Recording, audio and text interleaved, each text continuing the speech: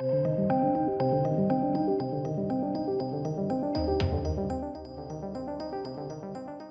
hello, ladies and gentlemen. We've got a brand new rumour with respect to the Godzilla Titans, I guess you could call it, Apple TV series. This is the legendary live-action Godzilla series, which they farmed out, I guess sort of snubbed HBO Max and Warner Brothers, which is not a surprise. They'd be looking to do that because, of course, how Warner Brothers treated them with Godzilla vs. Kong, as well as Dune, both legendary productions, but distributed by Warner Brothers. So the new rumour is about some story details. So this is unverified at this point in time. Completely rumour. Complete rumour. But let's take a look at it. Let's see if we like the general direction that they're going in. And let's see if this rumour, if proven true, could be good. Let's have a look, ladies and gents. Also, I hope you're having a great Monday. So rumour claims to reveal more details on a title for Apple TV Plus Godzilla series. Now I'm going to say, I'm going to preempt all of this by saying, 1, Jasper cameo, but 2, I don't like the rumoured title. I think the rumoured title is lame, and you'll see why. So rumoured details pertaining to Legendary Pictures Godzilla series announced for Apple TV Plus are arising from the waters, and they include a possible title. 2014's Godzilla with the Mutos. It really doesn't get enough credit. That is a great shot. Anyway, Murphy's Multiverse indicates that the series will be called Hourglass. That's right. Hourglass. Who's coming up with these goddamn titles nowadays, guys? I'm sick of it. We've got the Alien TV series with the Prodigy Corporation, making literal prodigies, right? And now you've got this being called the Hourglass. Why? Because it references the infamous logo of Monarch, which can look like an hourglass. If that is the title, that is lame. Alright, creative bankruptcy. We talk about it a lot. That is ultra lame. Again, which kind of looks like the sand-filled time-telling object on its side. So a plot synopsis released by Legendary mentioned a family with secrets connected to Monarch that will no doubt be at the centre of the story, which obviously gets a lot of people concerned because they're like, oh, you know, too many humans in the movies, you know, too much of a human element. And look, I agree. They do focus a little bit too much on the humans sometimes.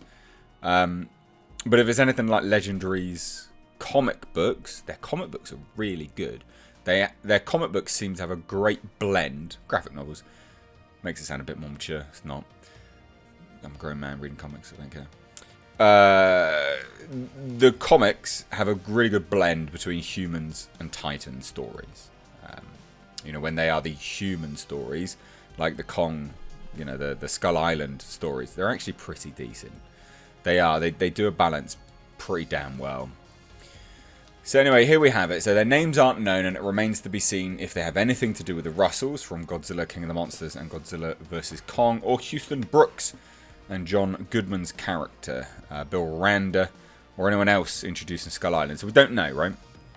We've got no idea on what, you know, who's doing what, who's the human characters. We don't know. But here we have it, right? Here's the rumour. So the new series reportedly takes place between the defeat of the Mutos in 2014 and King of the Monsters, as humanity awakens to the fact that the Titans are real and races to learn more about the gigantic creatures. Now, that's a really interesting time period because they have actually explored some of those things in the comics.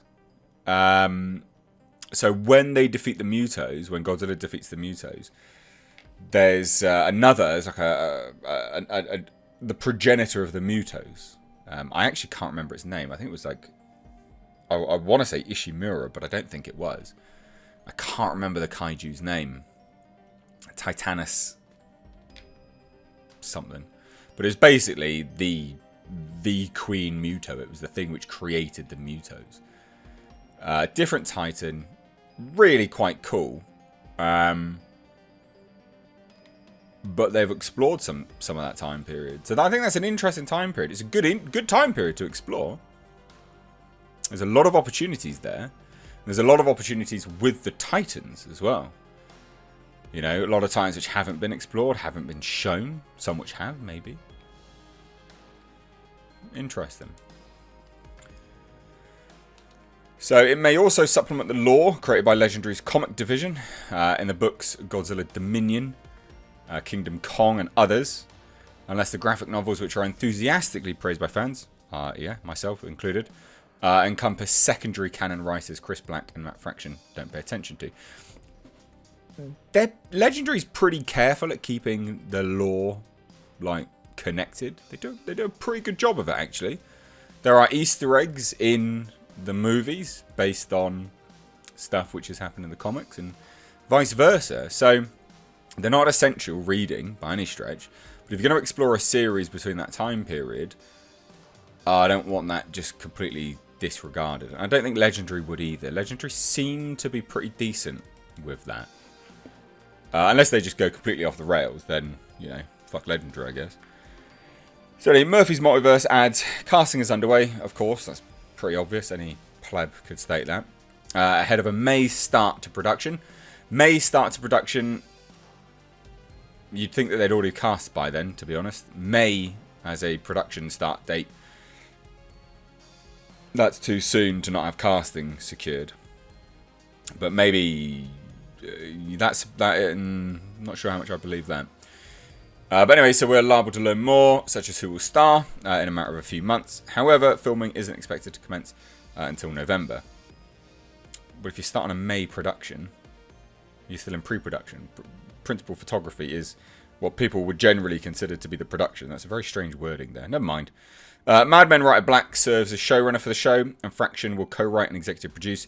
Hiro Matsuoka and Takamasa Arito are co-executive producing for Toho. Joining them are Joby Harold and Tori Tunnell for Safe House Pictures. Now, they're really particular, Toho, on what they choose to depict in the movies. They're pretty hot on it. Everything has to be approved by Toho. It'll be interesting to see what they allow. Famously, Michael Dougherty tried to have Mothra kill one of the guards, but inadvertently they didn't want that. So what he had them do instead was throw one of the guards like at a wall, and then it hit a spider's web. And in Mike's head, a giant spider came and ate the guard later on. So interesting. We'll see what Toho approved for this anyway. Oh, so bloody look at the good images. So good. So anyway, there you go. There's just brief rumours anyway. What do you guys think? Yay or nay? Good or bad? Love to hear your thoughts. Let me know down below. If you're new here, please do hit subscribe, ladies and gents, and hope you enjoyed this video. I genuinely do. I've been a bit busy today, unfortunately, hence why videos are a bit all over the place. So please do stay tuned with me. You know, moving forwards, you know, some stuff is happening in the background, which will improve the channel, but you know, dipping and diving and things. Check out my second channel. Actually, it's in the description box. You might really like it. But anyway, guys, thanks so much. Take care.